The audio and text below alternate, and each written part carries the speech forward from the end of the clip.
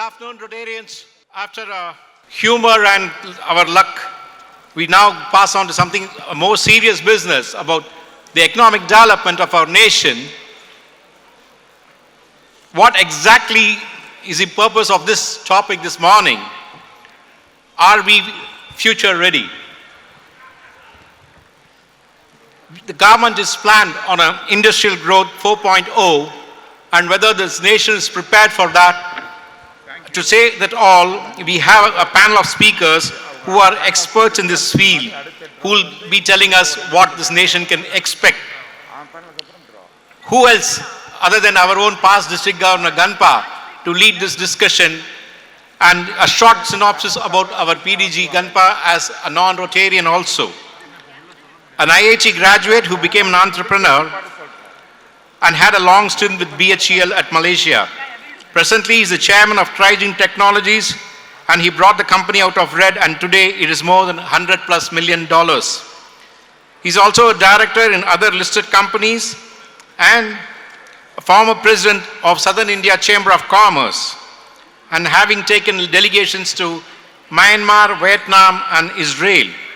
Presently, he is the National Executive Committee member of the most prestigious Federation of Industrial Chamber of Commerce, and probably the next president from South India after a very, very long gap. As a Rotarian, he was the governor in the year 2001-2002, and the theme was Mankind is Our Business. And he's also the recipient of the Service Above Self Award, and Ganpa is a second level major donor. Recognizing his record, Tamil Nadu government has appointed him as a member of the syndicate of the Madurai Kamaraj University and Tamil Nadu Physical and Sports University. There is one thing which many of us don't know about Ganpa. As the chairman of Trigen, which is associated for a long time, it is this company which developed the app CoWIN during the COVID-19, a favorite of our Prime Minister, Mr. Modi, and that is the biggest app and the most used app throughout the world. And I have great pleasure in welcoming our chairman of this session, PDG Ganpa, along with his team. And as they come up, I request the organizers to please play the profile of each of the speakers of the panel. Thank you.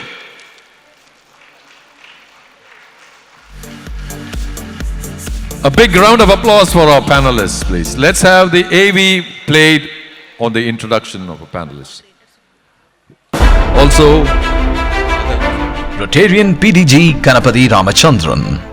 As Executive Chairman of Trigen Technologies Limited, a company listed on the BSE and NSE, a leading player in the remote infrastructure management, his leadership was defining.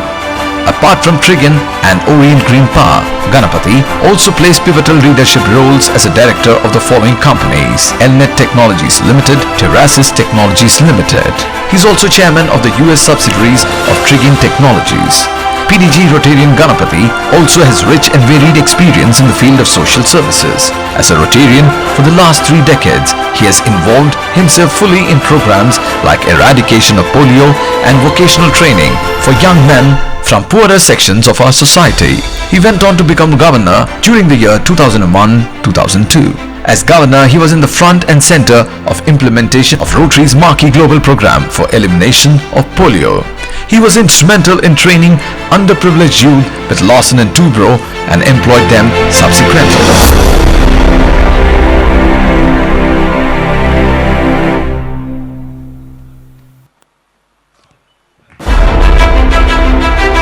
Sudhir Sahasranamam is a journalist, edu-entrepreneur and author. He has been an award-winning print, television and digital media journalist for the last 30 years. He has worked at the Economic Times, NDTV and India Today and is now an independent columnist and political commentator. In the last couple of years, Sudhir has ventured into the education space. His YouTube channel that focuses on school education, both CBSE and ICSE, is one of the leaders in the category. His faculty and he also teach on the Study with Sudhir app, connecting to students from different parts of India and abroad. His classes and motivational lectures are a huge hit among students, their parents, teachers and those in the education space.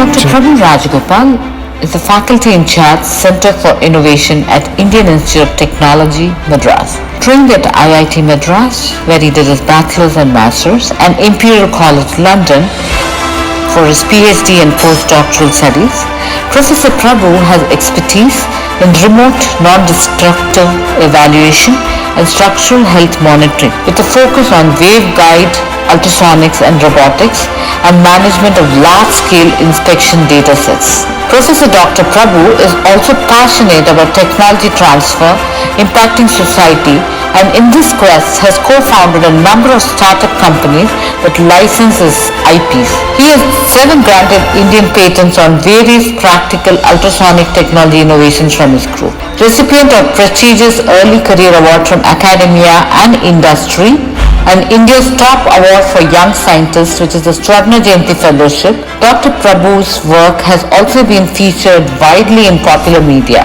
Dr. Prabhu is an associate editor of the international peer-reviewed journal Ultrasonics from Elsevier Group.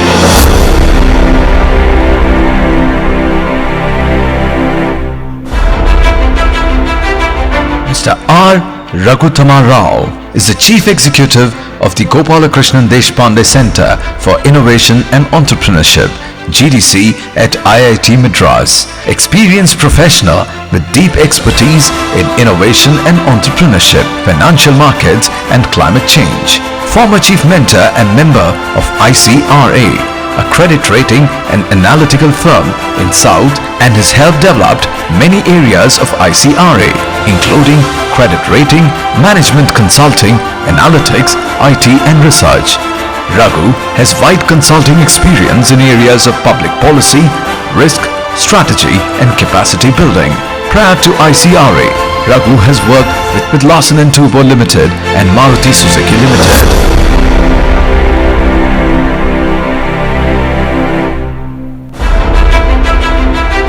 M.V. Subramaniam, co-founder and managing director of Future Focus Infotech Private Limited, is a mechanical engineering graduate from Mysore University.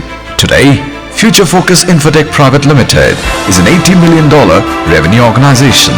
His vision and balance has helped the organization to sustain and grow across geographies and tide over volatilities in the marketplace.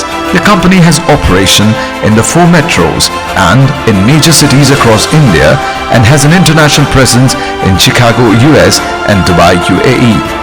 M.V. Subramaniam is a member of NASSCOM, South India Chamber of Commerce and Industry, Indian Engine Network, Software Technology Parks of India and a charter member of TiE Chennai.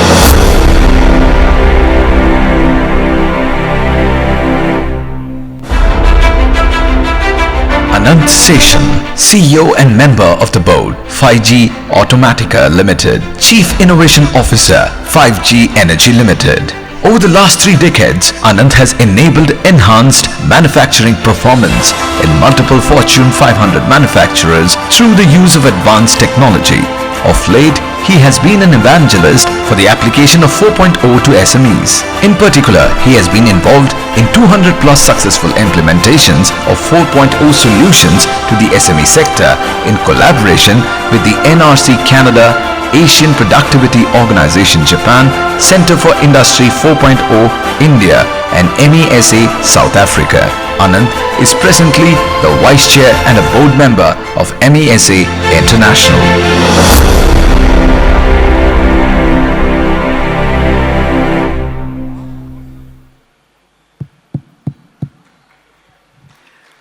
I don't know if you could recognize the faces here with those that were projected. It's pretty much like the Aadhaar card. In fact, I had to spend 3 days in the forests of Ranthambore before the airlines recognized my Aadhaar card picture with that of my own face. But having said that, Governor Sridhar and Director and my dear friend and younger brother Venkatesh, I see several old friends assembled here, Rekha Shetty and Chari, both of whom to whom I owe a lot for having become my governor many years ago. 2 decades ago, I've even forgotten. And of course, my dear friend Kamdar, who was a great source of strength and support to Rotary and to me during my year of governorship. Fellow Rotarians, ladies and Rotary, it's an absolute privilege and honor to have been invited by Vinod Sarogi to be here. In fact, the last few days, my office said that they couldn't reach Sarogi on WhatsApp. It's a great sign. That's a sign of a man who is about to become a governor. And as is Chella, whose father once was governor of Lions, and I had predicted that he would go on to be the high pedestal, and it happened the next year. And I ain't going to say anything about my cousin Chella. Suffice to say, friends, this is the graveyard session for any speaker in Rotary, the session before lunch. And I think Vinod, for disfavors done in the past, has ensured that we were invited here. But let me set the context before I hand it over to a face and a name that everybody recognizes, T.S. Sudhir, a journalist of national repute, several recognitions, a face you would have seen on India Today several times as Chief of Bureau South. And of course, it's a power couple from Hyderabad. His wife Uma is Chief of Bureau of India's first television, NDTV. Before I get down to handing over to TS, let me set the context. We are living in a world where if you don't disrupt, you get disrupted. Businesses of the past have become irrelevant. Businesses of the present will become irrelevant in the future. And I never tire giving an example of the telephone. The most disruptive of technology, when Alexander Graham Bell developed the telephone, he had a patent, offered it to the largest telecommunication company in the world back then for only $100,000. But then they declined it because they said they would rather be looking at expanding their existing communication business, which was the telegraph. That company, the largest telecommunication in the world in 1878, today is the same company and is called Western Union. They're not in telecom today, they are in money transfer. Why? Because the telephone company disrupted the businesses completely. You can cite many of them, Kodak for example. And Jack Ma possibly summarizes it best. He says, if I'm in competition with Walmart and I have to take away their business, and if Walmart wants to double their business, they need a lot of acreage, they need a lot of real estate, they need a lot of manpower, they need a huge amount of inventories. But he said, for me to double my business, I can sit where I am, just add 2 servers, and I can double my business. That's the power of technology, the power of innovation, the power of what men like Raghu, men like Prabhu, and men like MVS and my good friend Anand Seshan, live from Canada. Thank you, Seshan. It must be about very early in the morning there, if not late in the night. Sorry to have kept you awake without beer tonight on a nice, lovely Friday night in Canada. Welcome, Seshan. Give him a big round of applause, ladies and gentlemen. He's the man who built L&T in the Americas. He's sharing his knowledge with us. Take a look at the guy sitting next to my right. From the Imperial College of London, now in IIT Madras, Prabhu, I was telling my office staff, take a picture with him now, it's free. Take a picture with him 15 years from now, it will cost you $1 million, because Prabhu, mark my words, has the potential to be an early Nobel winner from our country. 2 of his innovations have gone global. I'll let him talk about Zyma, because I don't want to mispronounce it in Indian, because it's derived from a Greek expression. But when I was going with a delegation with Prime Minister Modi to Malaysia, he talked about Prabhu's innovation. He said, just the other day I was in IIT Madras and I went to this great lab called the Planis. Folks, that is the first underwater robotics in the world. That is the first effort of sending a man without being a man under the water, and Prabhu has done it and put India on the world map. Thank you, Prabhu. Privileged and honored to have you here with us, a body of 1.3 million members globally. Sudhir, after he ceased being a journalist, is not allowed to rest. He still gets pulled in by many channels, many columns. He can stay away from politics, but politics doesn't stay away from him. I still remember when I was in a context in Vijayawada 2 years ago, the present Chief Minister Jagan Mohan Reddy in the state of Andhra Pradesh, where we had done a first of India's virtual education project. I had an opportunity to meet the Chief Minister. Sudhir was there.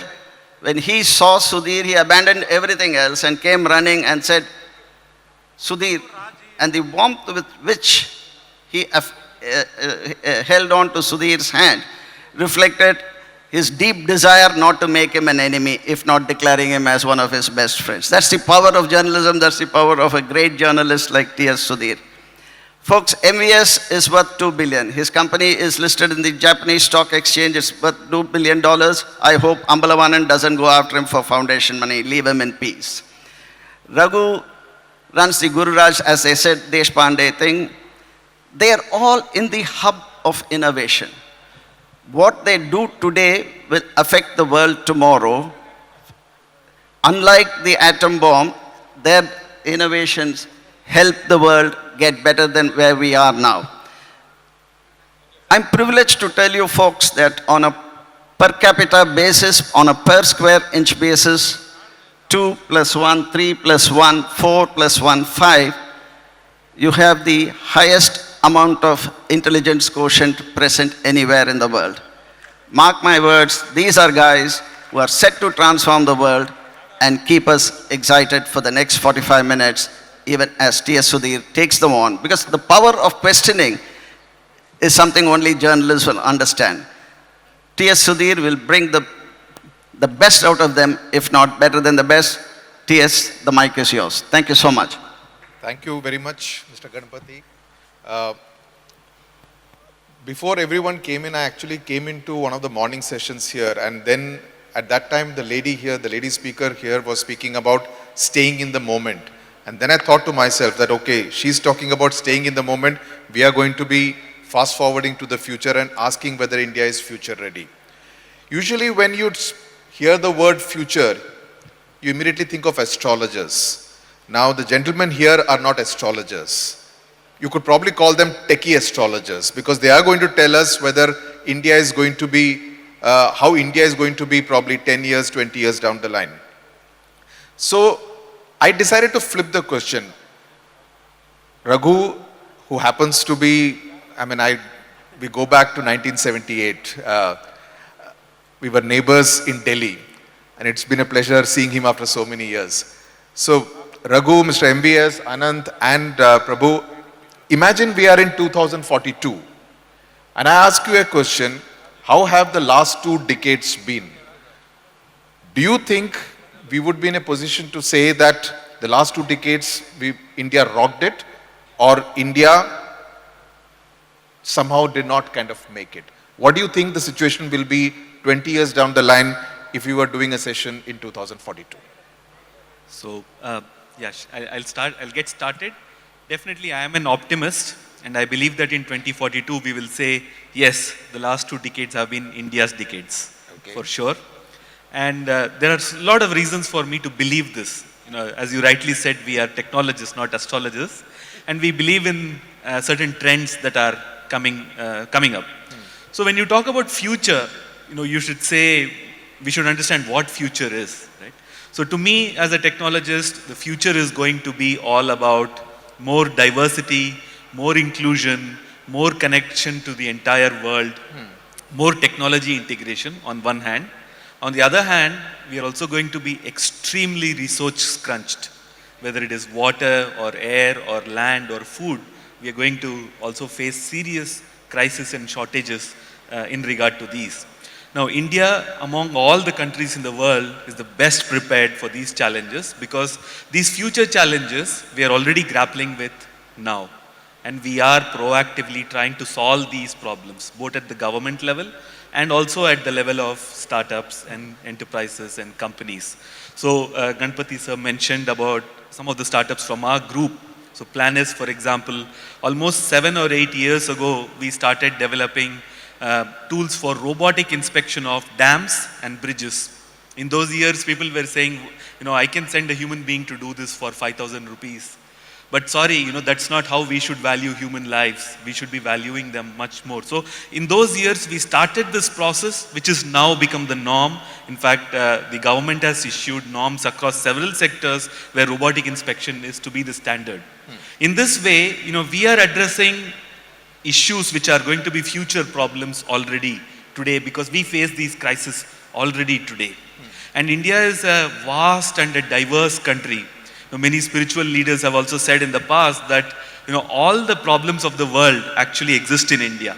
Whether you talk about multiple faiths, multiple languages, multiple ethnicities, multiple identities. And we are building a modern nation, a democratic nation where everybody is respected and valued. And we are taking all of them together, sabka saath, sabka vikas, as we say, right? And so we are solving these problems already. So based on these principles, the fact that we are actually already building an inclusive society and also that we are technology integrated, I believe in 2042, we will say, yes, these are our decades. Okay, Yes, so thank you. that's an optimistic note. Mr. Seshan, if I could come to you. As I said, imagine if we were having this conversation in 2042. You are a tech man. How do you think this kind of a conversation, what kind of technology would bring you probably alive here in this hall in Chennai itself, instead of you connecting from Canada at this rather unearthly hour? Well, Do some crystal first of ball all- gazing.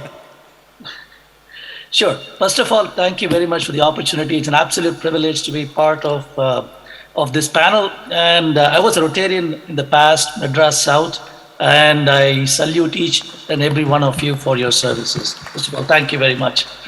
So going back to, I completely concur with Dr. Prabhu's assessment. I'm also an optimist, and I think that India is very well placed to be a leader in 2042. And the reason I'm saying that is, apart from everything that I agree with what Prabhu said, I also feel that there is one important aspect that India has. When we talked about natural resources, we have the best human resources possible. The demographic dividend that we have, the youngsters that we have today, they are going to make a big difference. Because if you look at what we are trying to do with Industry 4 and technology in any field, for instance, even if you talk about agriculture, construction, mining, services, healthcare, and mainly in manufacturing, where Industry 4 is considered the next industrial revolution. I think that the main aspect of Industry 4, or the objective of Industry 4, is to improve labor productivity. Because today, if you look at even the developed world, labor productivity is low. In India, it is not very great right now.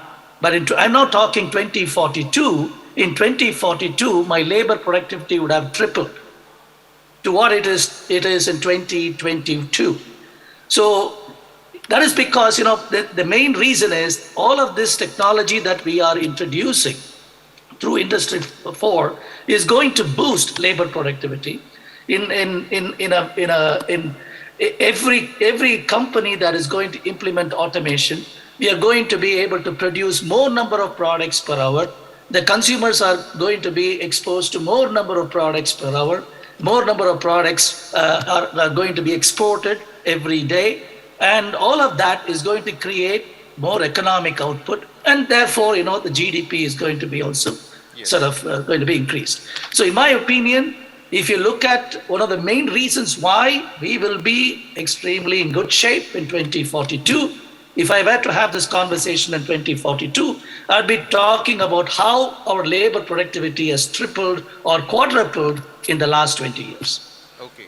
But you don't think, I mean, we would need a Zoom link or any links of the sort that we're using in 2022, in 2042? Probably even probably more of a live hologram or something much better Absolutely. We will have augmented reality, live holograms, a combination of technologies. You will have 6G at that time, Yes. or 7G. And so you would have almost like, you'll say omnipresent. Omnipresent. You can't get to that level, but at least, almost omnipresent. Absolutely. Raghu, the kind of education, moving away from my first question, the kind of education delivery that happens in our schools, in our universities across India, from your experience when you deal with an entrepreneur, someone who has an idea for a startup, do you see there is a gap at the primary stage itself in the kind of education delivery we do, which probably does not prepare them for the kind of success that they think they should have? Yes, I think primary and secondary and school education is something we need a massive fix on in India. Education is not about marks, exams, and degrees. It's also about skills, attitudes, and those kind of soft skills, as it's usually called, which might be with how you learn by yourself in life, how do you communicate, how do you work with people, how do you deal with a crisis, how do you take risks, how do you become emotionally mature. This is not formal textbook education. Lots of people learn this on their own, but I think our school education does not emphasize this. I think we are lost in books, syllabus, curriculum, and exams and degrees. And I think this change, if this is brought about, we'll probably get there faster. The second thing to note is that there are 4 areas where education will happen in India. It's already happening. You have campus life, you have online education, you have on-the-job education, and you have training programs that happen. And I think all 4 of them will need to get recognized. They will need to come. Already you see a massive change in the new education policy that's saying, can we make a continuum from vocational education to formal education? Somebody who's got a ITI degree in plumbing, can he then go and do an engineering? Today these are parallel universes. You'll see that happen. Given the number of people we have to skill, no amount of schools, no amount of teachers, no amount of books can solve the problem for us. We will have to go online. There is a great example of what is happening, and I'd like to call this out to this audience. The government of India, along with IITs and a few education, has got something called the NPTEL. I don't know what it stands for, but I think it's a national program for some education learning. Tele-education. All right, there you go. But this program is such a massive success. If you look at Coursera from Stanford, EDX from MIT, Udemy, put them together, multiply them 10 times, NPTEL beats them hands down. It's as good as that. And it's an IIT Madras initiative. All right, Prabhu said that for me. So it is here from this city that it actually originates and run and controlled and coordinated. So NPTEL is a great example, and a few IITs, again IIT Madras has put out a program for online education for data science and analytics. You don't need to create this monstrous exam called the joint entrance exam. You can actually get a degree from IIT today if you clear the online data analytics program. Again, the kind of impact it will start having, I mean, it's a little futuristic, but we can already see that the way NPTEL has gone. So therefore, these changes, technology, scaling, convergence of policy to equate all of various forms of learning, online, campus, on the job, and vocational, all of that together, and bringing in things like attitudes and skills, right, life skills, into primary education is probably where we will have to go. No, I mean, this is precisely the kind of stuff that we were looking for in the sense of getting specifics and going futuristic. MVS, I will want you to get into more specifics. Raghu spoke about skills. He harped on the word skills. There is already a collaboration between skills and technology. But while that happens, he mentioned about someone who knows a plumbing job, can he get into an engineering kind of a setup? Maybe he cannot in today's scenario. But in the marriage, in the collaboration between skills and technology, where is the gap coming? It's a very specific question for maybe a professor or a technology person. But I have to start introducing myself in a little different way. It's why I'm answering certain question. I'm also an investor across, right from deep tech to somebody who is actually doing a RATI. That lady is actually created a RATI, which is she's going to bring it to the schools for making it as a skill. So the marriage between the skill and the education is the specific question to me, right? I think I was meeting some people who was finished Guindy Engineering College. Then he was part of the startup ecosystem in Tamil Nadu. He was getting into some Web 3.0 company, which you asked for, what will be the future. You will also see that Web 3.0 is going to revolutionize some of this activity. I asked him, what did the education give him? The first answer he gave is, Uncle, I don't wanted to say that education gave me anything, but it gave me friends whom I can rely upon for going back and asking. If you look at the skills, today, if you allow that there need not be a certification, the people gather skills on their own because the amount of the content which is there in the ecosystem, which will make them acquire the skills on their own. And today, even if you look at all the large companies like EY and major companies, they say even 12th standard is the basic education required. After that, we don't need education. As Professor was talking about, if that change comes in, I think that will help India to have this multi-skilled person who need not be certified by any institution. He will also become part of the productive ecosystem so that he can contribute to this, so that he will not be left over. Because yesterday I met one candidate, it was so touching. He said he was very hesitant to come and speak to me. Yesterday I was speaking in some other forum. I asked him, what do you do? He said, I am doing pharma analytical course. I said, is there a course like that? Yes, there is a course which I was not aware of. Second thing he said, I do not know whether I can come and talk to you. Will you respond to me? So the skills are there. The problem is they are unable to go and fit in because you need certification, you need forums to connect with them. That is one of the bigger gaps which is there. Probably I'll be able to give a highlight on the scope from the agriculture to deep tech, what is happening for the future. But I have to leave the thought here. The title was, is India ready for future? My view is India is the future. Are we ready to take it? Okay. That's a good one. Raghu, when we did the preliminary talk that day, one of the things that you said was about societal mindset, and especially the mindset of parents who do not want to let their children take too many risks. They're still quite happy if you get a government job, a stable monthly income. Is that one of the major hurdles, stumbling blocks in many people embracing entrepreneurship? I think in one section of society, the middle class people, let's say the older generation, my parents' generation, you know, when they probably got into services when in the 50s, 40s and 50s, at that time there was no private sector, there was no enterprise like we see it today. So government jobs were, and you worked for a lifetime. That's Security. how it was. Yeah. The job security was paramount. And I think those parents have left or imbibed the value of lifetime security, and entrepreneurship is, well, not known. So some of that still lingers because the people who grew up in the 80s and 90s probably have started to change.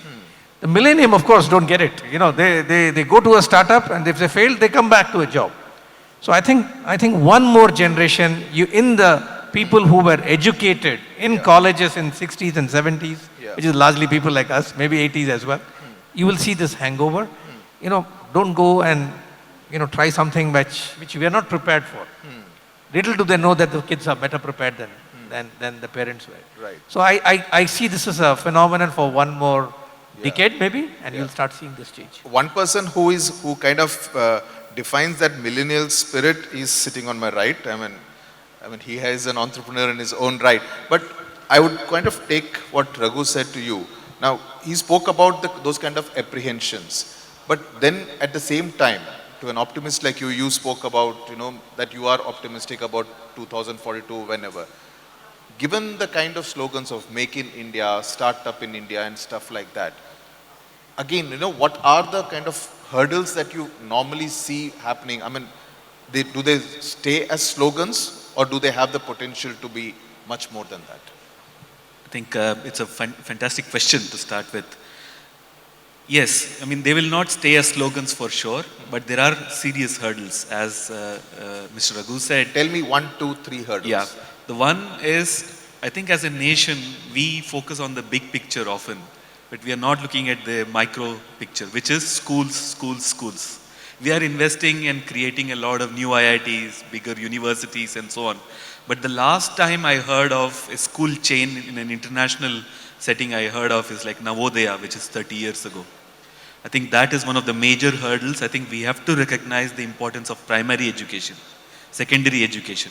That is one of the hurdles from the infrastructure side. I think as a society, we should learn to accept failure a little bit more.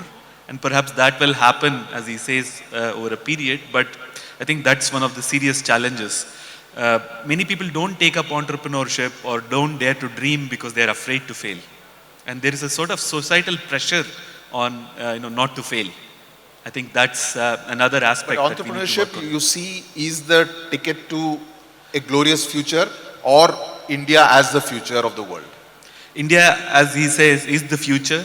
I more than agree with that, because all the problems that are there in the world and what you think of as the future are already here today with us right now. And we are solving those problems today. And so that is going to be the future for sure. And entrepreneurship is one of the gateways for that, because with a country as large as ours, I don't really see how a government or an external agency is going to transform everything on their own. The kind of infrastructure and investment you're talking about is, beyond anybody. I think every one of us has to take the challenge hands-on and do it ourselves, roll up our sleeves and do the work, and that is the entrepreneurial spirit. Mr. Ganpati, let me get you in on this. Now, obviously, one of the challenges that you face is to kind of overcome the political and bureaucratic challenges. In so many years that you have been running your company and many other companies, what is the most, for want of a better word, the most ridiculous thing that a politician has said to you, which may have completely clean-bowled you? I thought you were my friend. No, but let me answer it differently. As we journalists say, you don't need to name him. I won't. No, I'm going to name him and set the context, okay? See, I was part of a government delegation to the USIBC when Kamal Nath was, and I never forget friends. As you know, my good friend Kamal Nath was the Commerce Minister. Rajat Gupta, an alumnus of IIT, who headed McKinsey, and the rest is in his book,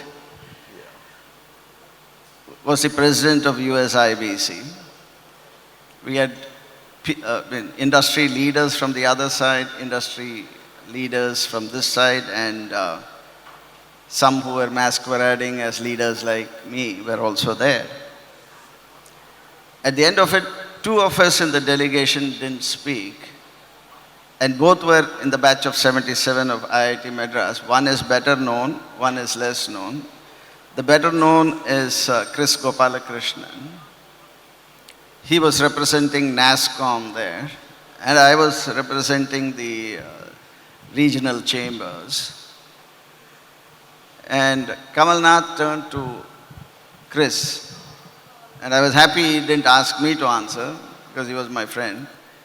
So Kamal asked Chris, everybody has shared his concern or worry. What do you want government to do for you? And I think Chris' answer reflects it all. Chris said, continue to do the same thing for the IT sector, stay away from us. And I think when we set that in the context of your question, I think if enterprises and industry reach a laissez-faire scenario, I think we will get to where we need to. I think things are happening, perhaps not as rapidly as we can. We still have a lot of government sitting in front of your table morning, noon and night. But for a country like ours, which came from abject poverty to where we are, I think the change will be slow, but change will be constant. But at a different level of technology to say where we will be in, or could be in 2042, I'm very bullish about what men on my right and men on my left and men in virtually can do. Juvenile as it may sound, it's quite possible in that year of 2042, many of us may not be there, but one person who I'm sure will be there will be Vinod Sarogi. He could well get into his autonomous car and then say, Gar chalo. But the car could talk back to him and say, sorry Vinod, your fridge has run out of milk and your wife has, and the fridge has ordered it in the neighborhood Waitrose, paid for by your debit card or your credit card, blah, blah, blah. So I have to go there and pick it up. Vinod Sarogi could well be replaced by an IP number. He'll be recognized globally that way. So I think, the transformation that you see because of men like Prabhu and the investments that are happening, which Raghu and MVS and Anand Seshan know, will transform, and India is in the front and center of it all. In fact, we always come, I've seen politicians say, we will become the next Silicon Valley. Nama abdi I don't know and all that. But why it doesn't happen is we still to understand why we haven't actually become Silicon Valley or Route 128 of Boston. Because the elements that went on to make Silicon Valley and the elements that went on to make Route 128 of Boston are totally different. And this is what Raghu and I have taken it up consistently. It will be music to the ears for someone like Prabhu, is the availability of risk capital. Somebody should say, here is the thing, take this lab to market product, make it commercialize, monetize it and go commercial. And say if it fails, don't worry Prabhu, here is another 100 crores. This is risk capital, that culture which will create a virtuous cycle of success which will feed on each other by winning is what is absent in the country. But folks, at the IIT Madras Entrepreneurs Forum, we are doing that, pleading with government, and we are almost there to identify and have a risk capital fund set up so that men like Prabhu can take their innovations global. When that happens, I think India will be ready, and I am optimistic. 2042, which you said may be distant, I see it happening even by 2030 or 35, where there is a will. Okay. Just taking forward from what Mr. Ganpati said, Anant Seshan there, do you see lessons? I mean, he spoke, I asked him specifically about the political establishment.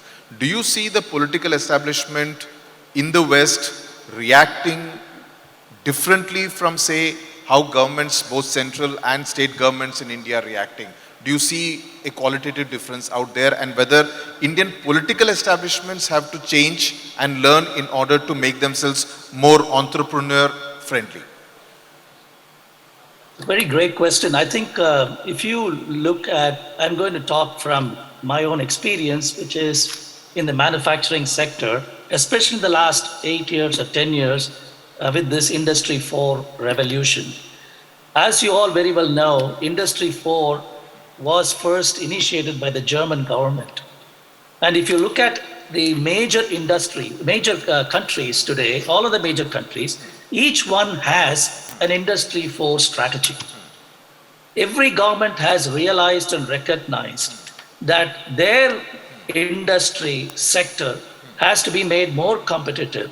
And therefore, there is a lot of involvement by each of the governments. I'm talking about starting from Germany, Japan, USA, Canada, all of the major developed countries. And India has got its own Industry 4 strategy as well, established by the government.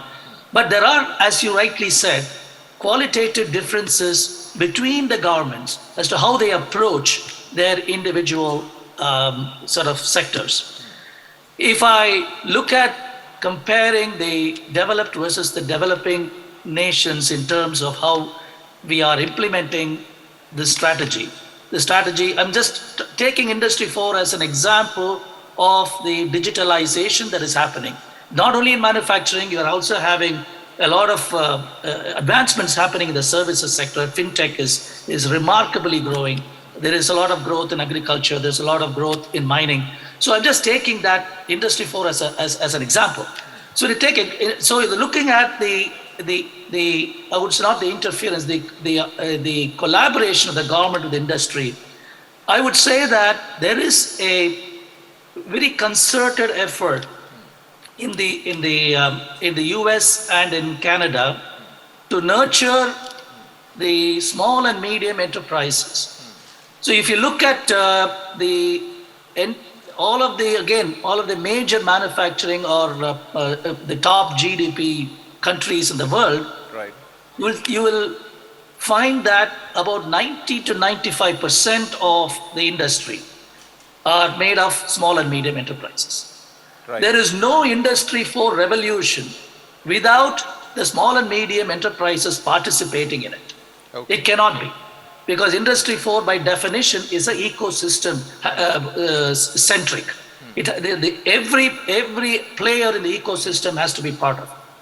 If you consider that as true, then the governments right now in North America or in Europe are focusing their efforts on small and medium enterprises to make them more competitive. There are several mechanisms they are putting in place for the promotion of small and medium enterprises. In India, we have about close to 30 million small and medium enterprises. If you start from 5 crores onwards, and a majority of them are between 5 and 100 crores. And then between 100 and 500 crores, you have some, and then beyond 500 crores, you have much less. About 70% are under 100 crores. You look at that kind of statistic, there is a definite need for the government to focus on that sector more, which I'm sure that there are already mechanisms put in place, which I may not be aware. But Absolutely. this is a focus that I would think the government should probably Yes. take in Right. comparison to the north. Right. Thank you very much for that a very detailed answer. I can see time's up, but I want to end with MVS and ask him a specific question. We spoke about the next 20 years. I want you to profile what the main key player in that change over the next decade, 2 decades is going to be. How would you profile a typical young entrepreneur? What are the 3 to 4 qualities that you think a fearless entrepreneur needs to have?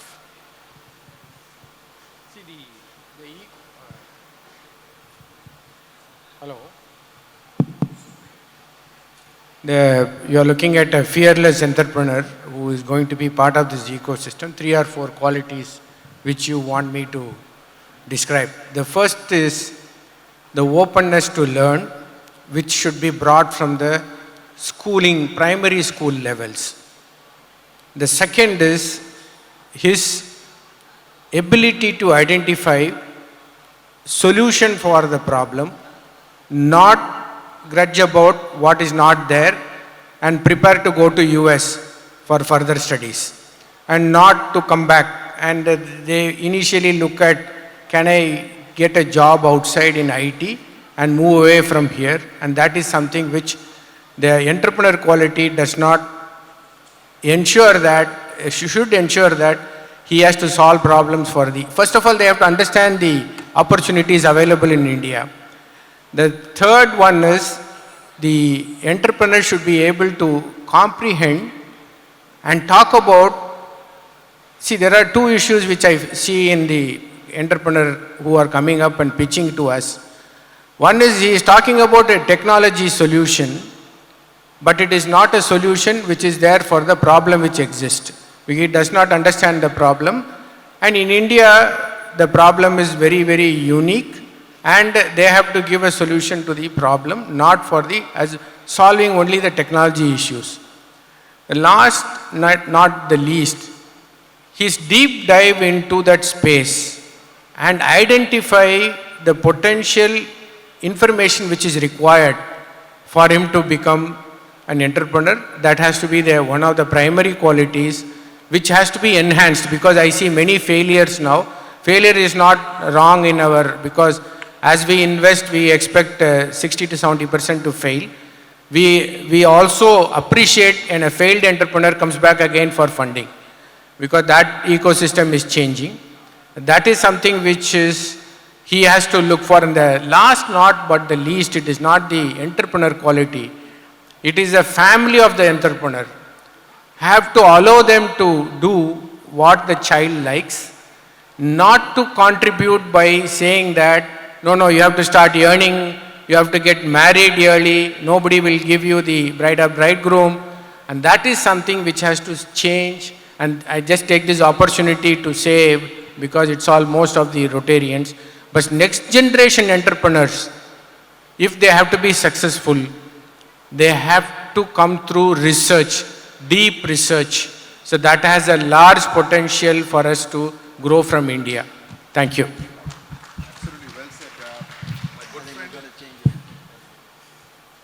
Thank you very much. My good friend Pulela Gopichan, the national badminton coach, always says that we learn much more from the matches that we lose, that we fail in, than the matches that we actually win. So in that sense, failure an absolutely important component of your journey towards success. Thank you very much, Raghu, Mr. Subramaniam, Mr. Ganpati, Prabhu, and Mr. Seshan joining us virtually. I hope we have left you with some food for thought during the lunch hour. And thank you very much, Rotarians, for this opportunity. Thank you. Thank you so much, panelists. Ladies and gentlemen, a big round of applause. Are we future ready? Maybe if we take back a few points from this, we will certainly be future ready. I would like to call upon Presidents Rotarian Ganesh, Rotarian Nandakumar, Rotarian Varadarajan, Rotarian Sendil Kumar, and Rotarian Ganesh to felicitate the panelists.